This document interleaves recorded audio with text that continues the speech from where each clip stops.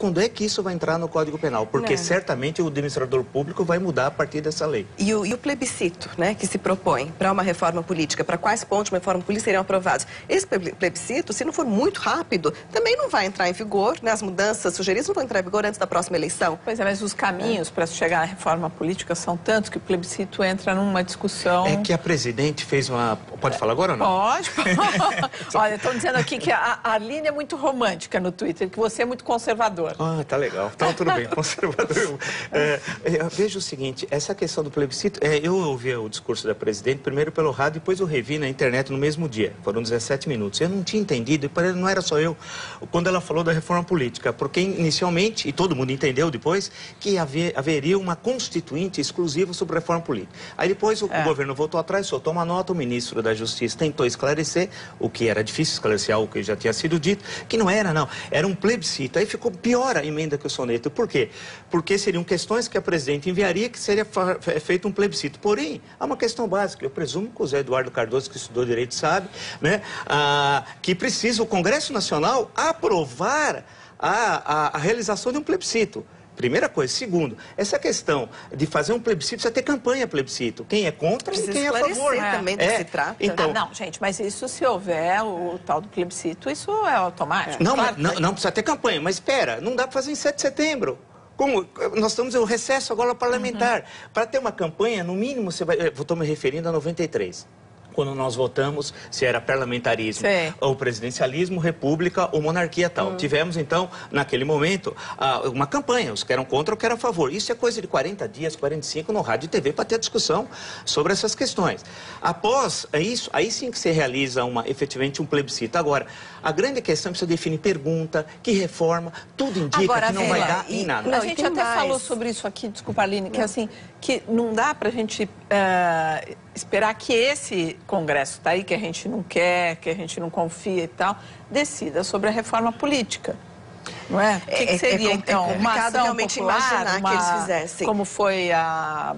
E outra coisa, que assim, uma reforma política precisa ser muito mais do que 3, 4, 5 pontos. Uma reforma política precisa pensar realmente numa mudança na forma de atuação, inclusive maneiras assim da população participar de uma maneira mais direta da política, podendo não só propor leis, mas revogar, não só eleger, mas retirar então representantes. Então, algo que precisaria ser realmente profundo. É difícil um plebiscito dar conta disso tudo, do que realmente se precisa. E de que perguntas, né? Porque é complicado. É voto distrital ou proporcional? Bem, você pode listar umas 10 questões, vão constar isso. A grande questão é que, quando nós discutimos outro dia, uma coisa era fazer uma Assembleia Nacional Constituinte exclusiva, com tempo determinado e quais as seções da Constituição que reformaria. Os juristas, alguns dizem que não pode. Não pode, porque não pode ter uma Assembleia Constituinte com seu caráter limitado. Ela é soberana. Desde que ela seja convocada para tal e aprovada na convocação seu tempo de duração. O que você está dizendo é o seguinte, de repente essa Assembleia Constituinte quer votar e palpitar sobre outras coisas, é isso? Ela é soberana para isso. Não, mas se ela for... Nós tivemos uma vez só uma Constituinte exclusiva na história do Brasil, em 1933. Eles foram eleitos como constituintes. A de 86, a eleição de 86, que deu na Constituinte, já teve um erro no seu nascimento. Você votava em deputados e senadores. Você partia do pressuposto que a Constituição ia votar um parlamento bicameral.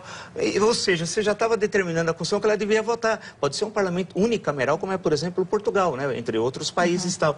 Então, a grande discussão é essa reforma política com plebiscito não vai existir. E te perguntam o que você propõe, então, Vila? Estão dizendo aqui. Estão falando no... O que eu proponho sobre o quê? Não ter plebiscito? É isso que ele pergunta. Dessa forma não vai ter discussão nenhuma. Com esse plebiscito a toca de caixa, isso daí, plebiscito teve na Itália fascista, na Alemanha nazista, no Chile do Pinochet, etc. Não é por aí. Eu acho que talvez ter uma discussão.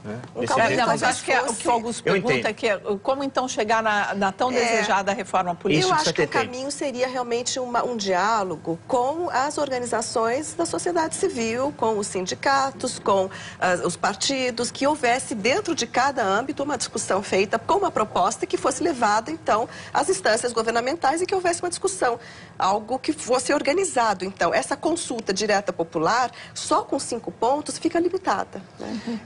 Uma coisa seria fazer com que a eleição de 2014, nós vamos ter uma grande eleição, fosse pautada por essas discussões. Né? A grande questão é que chega na eleição, o marqueteiro determina que essas questões são absolutamente relevantes. E o pior, os candidatos acreditam. Agora, dá vontade de acabar